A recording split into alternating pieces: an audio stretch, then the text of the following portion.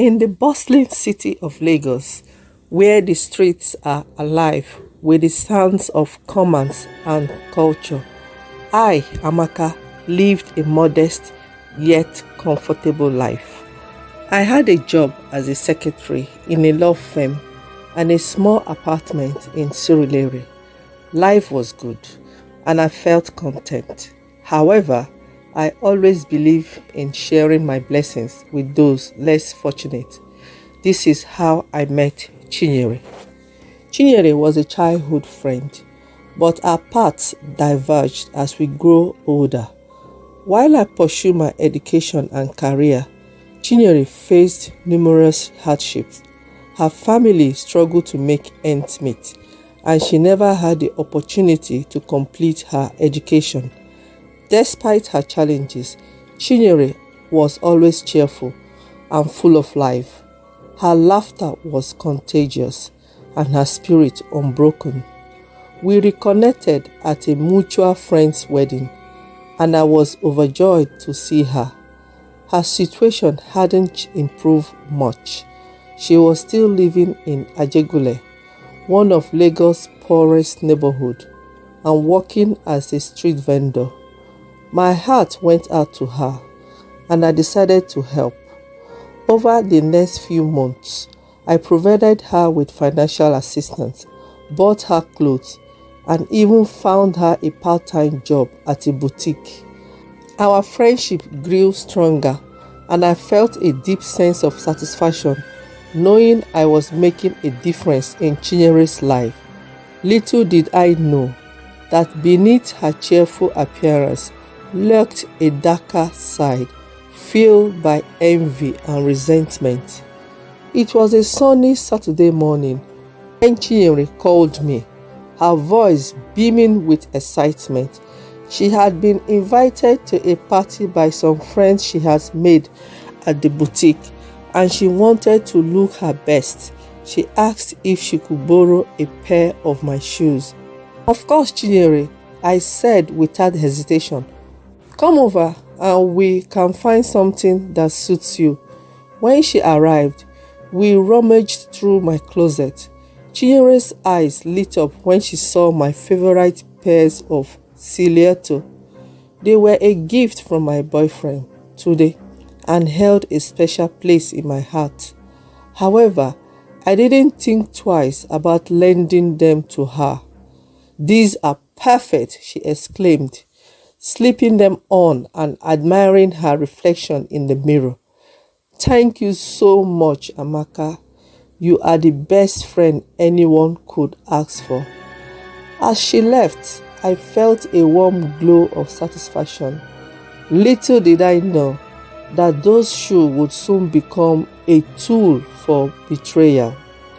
The following week, I started feeling unwell. It began with a mild headache, which soon escalated into severe migraine. My energy levels plummeted, and I found it difficult to concentrate at work. I visited several doctors, but none could diagnose the cause of my ailments. One evening, as I lay in bed, exhausted and in pain, I received a call from my mother. She was deeply religious and believed in traditional remedies. I explained my symptoms to her, and she immediately became concerned. Amaka, this sounds like a spiritual attack, she said. You need to visit a pastor or a traditional healer. Desperate for relief, I decided to visit Pastor Ezekiel, a well-known spiritual leader in our community. As I recounted my symptoms, he listened intently, nodding occasionally. Amaka, I sense that someone close to you has performed a fetish ritual against you, he said solemnly. Have you had any unusual interactions with friends or family recently? I thought about it and remembered Chinyere borrowing my shoes. It seemed far-fetched, But I mentioned it to Pastor Ezekiel. His eyes widened. Objects that belong to you can be used in powerful rituals, he explained. I believe your friend may have used your shoes to cast a spell on you. Determined to get to the bottom of this, I confronted Chinyere. We met at a small cafe in Yaba. She seemed uneasy, avoiding eye contact as I spoke.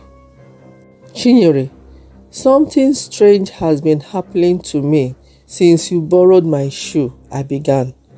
I have been very ill, and Pastor Ezekiel believes someone used those shoes in a ritual.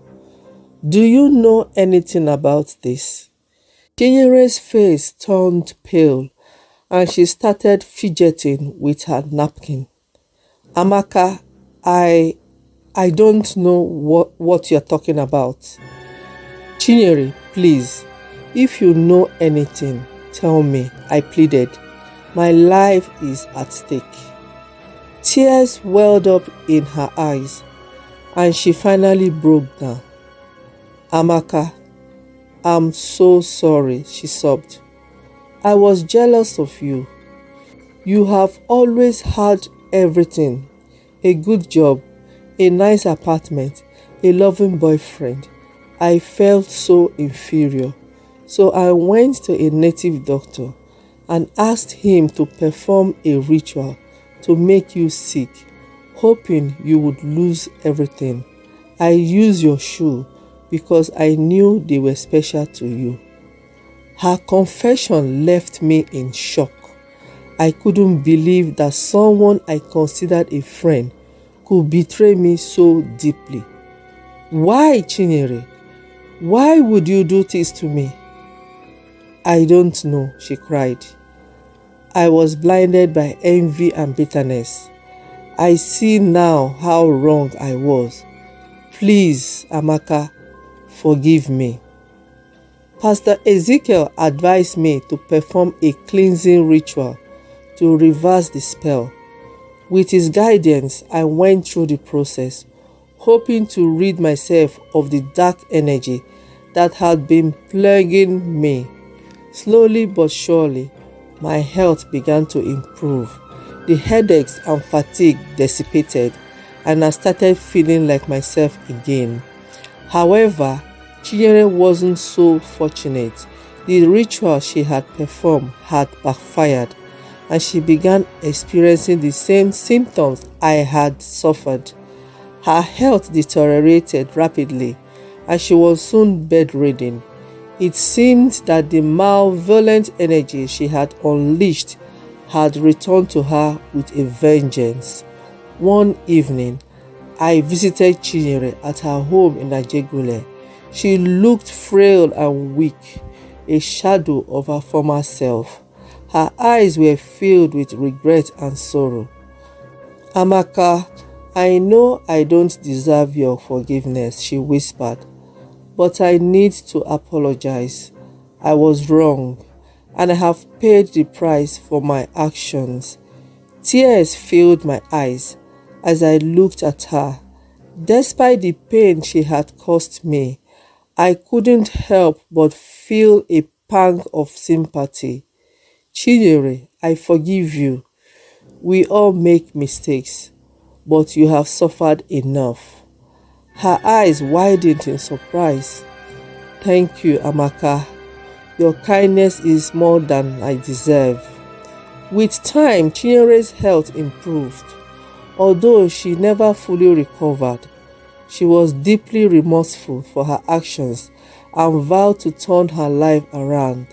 She sought spiritual guidance and began attending church regularly. She also started volunteering at a local shelter, helping others who were less fortunate. Our friendship was never the same, but we maintained a cordial relationship. I continued to support her in small ways, ensuring she had enough to get by. Chinyere's experience had humbled her, and she learned to appreciate the simple joys in life.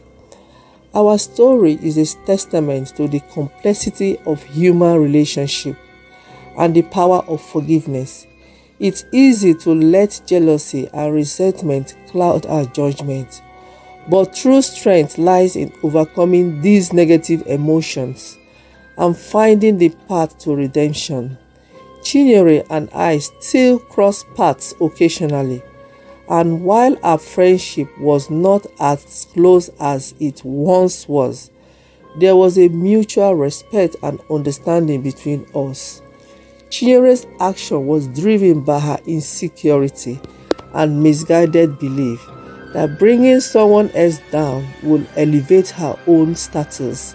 However, she learned the hard way that such actions only lead to self-destruction. Her journey to redemption was not easy, but it showed that change is possible with sincere remorse and a willingness to make amends. For me, the experience was a test of my capacity for forgiveness. It taught me that holding on to anger and resentment only prolonged the pain. By forgiving Chinyere, I was able to heal and move forward, freeing myself from the negative energy that had once consumed me. Thank you for watching. Please subscribe, like, share, comment, and press the notification bell for more captivating stories. See you in the next story. Bye for now.